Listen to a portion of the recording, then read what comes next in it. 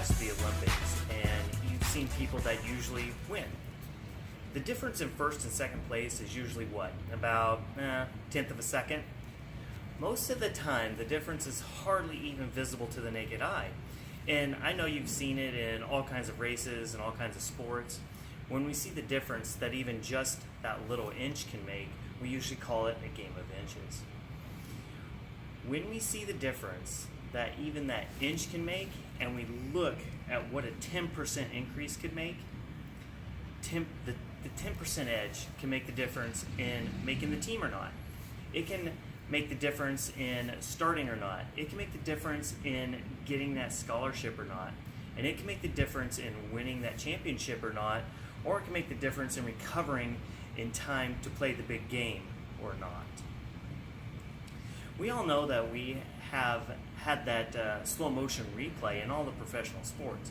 And the reason is the difference in safe and out is many times so close that it can't be seen unless we slow it down.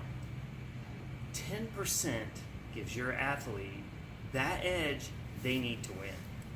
So you might be thinking, well, I'm obviously sold on that 10%, that's great, but how does chiropractic do that?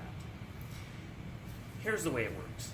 The brain communicates to all parts of the body through the central nervous system. It communicates through the nerves that are housed and encased in the spine, and those nerves, the communication between the brain and all parts of your body, that's what determines how quickly your body moves, how quickly it reacts. The reactions are all controlled by that communication, and it is essential that this communication is at 100%, or the body will obviously not perform at 100% because it doesn't get that communication it needs. So if you look at it just like your cell phone, you're walking down the street and talking to someone, and all you know how frustrating it is when that call gets dropped or goes wishy-washy. And have you ever been talking to your friend and he or she is about to tell you some juicy information, and then that call cuts out or goes to static?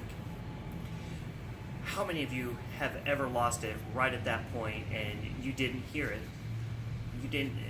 Then you try to get them back, and finally after they've said everything that you've heard, then you have to say, I'm sorry, you cut out on me.